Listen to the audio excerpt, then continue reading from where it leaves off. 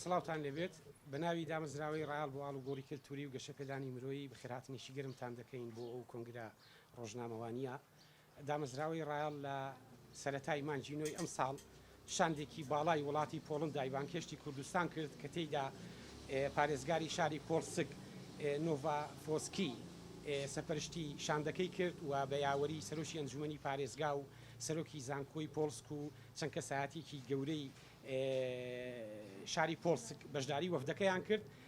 لە میانەی مانەوەیان سەردانی جگە لە ئیدارەی ڕاپەڕین سەردانی پارێزگاری هەولێر، پارێزگاری سلێمانی، پارێزگاری هەڵەبجا و ئیدارەی سۆران و بەشێکی زۆر لە زانکۆکانی کوردستان کرا.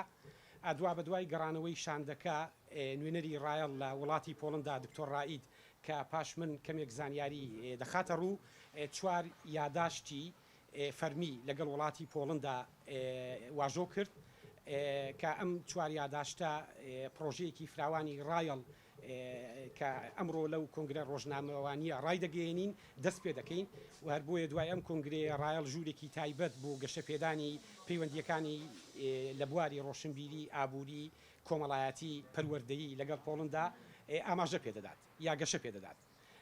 ئەمەی کە گرنگە لەو کنگرە ڕۆژنامەوانیە ئاماژەی پێ بدەین دامەزراوەی ڕایەڵ لە سەرەتای ساڵی تازە دەست بە ناردنی گروپی گەنجان و منداڵان دەکات بۆ شاری پۆلسک بە مەبەستی بەشداریکردن لە وەرشەی کار و سوودبینین لە ئەزمموی کاری ئەوێ و گەڕانەوەیان بۆ کوردستان بۆ ئەوەی زیاتر خزمەتی وڵاتەکەی خۆیان بکەن.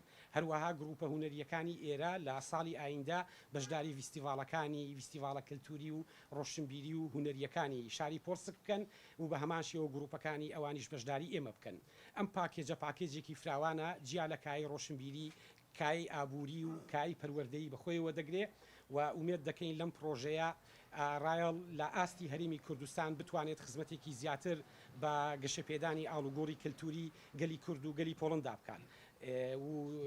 من حەز دەکەم نوێنەری ڕایەڵ لە وڵاتی پۆڵندا کە چەند ڕۆژێکە گەڕاوەتەوە هەڵبەت ببورن ئەو بە زمانی عەرەبی قسە دەکا زانیارێکی کەم و گرێبەستەکان ئاماژە پێدەدات. دکتۆر ڕائید فەرموو بووی زانیاری زیاتر بخێڕ و فەرموو. مساء الخير. قبل كل شيء ارحب بكل القنوات الفضائيه الكرديه. انا رح اتكلم باختصار لانه استاذ خالد كل اللي حبيت اذكره هو حقيقه ذكرها. فاحنا كما تعرفون انا طبعا المتكلم دكتور رائد من بولندا، حقيقه اصلي من بغداد. على اي حال عضو مؤسسه رايال. عندنا علاقات واسعه وعلاقات قويه مع الجانب البولندي بالتحديد مدينه بوسك.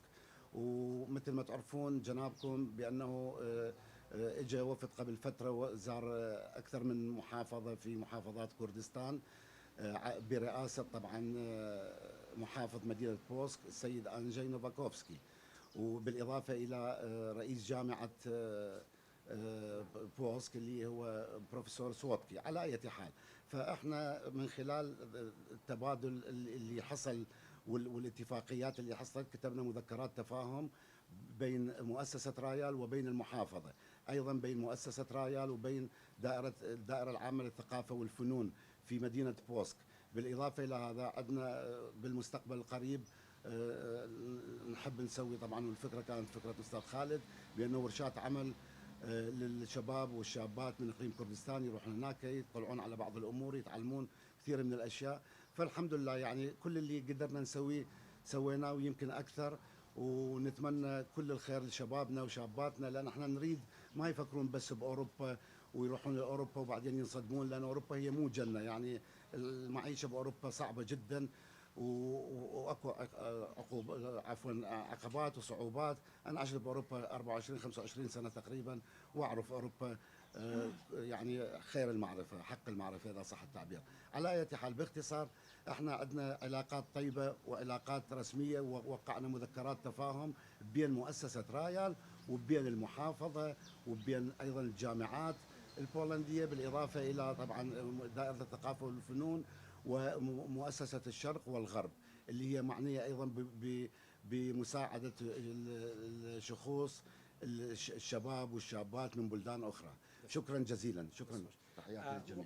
وەکو زانیاریەک دکتۆڕایی ئاماژەی بەوەدا کە لە میانەی سەردانەکەی بۆوێ چوار یادەشتی واژۆ کردووە لە نێوان دامەزراوەی ڕایال و پارێزگاری شاری پۆلسک، دامەزراوەی ڕایال و بەڕێوەبەرایەتی ڕۆشنبیری و هونەری ئەوێ و دامەزراوەی ڕایال و کۆمەڵەی ڕۆژئاوا و ڕۆژهەڵاتی پۆلسک و بوارەکە فراوانە وجیالەوە من دەمەوێت ئاماژە بە دوو خاڵی تر بکەم.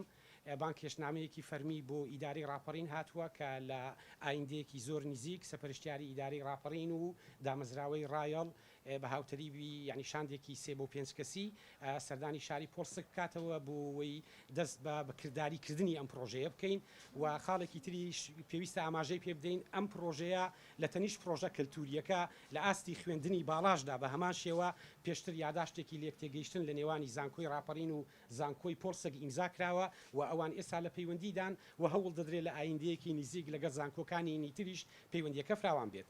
بەڕێستان هەر پرسیار و سەرنجێکتان هەیە یا بۆ وەرگرتنی زانیاری لە خزمەتاندا ئەگەر پرسیارێکتان هەیە.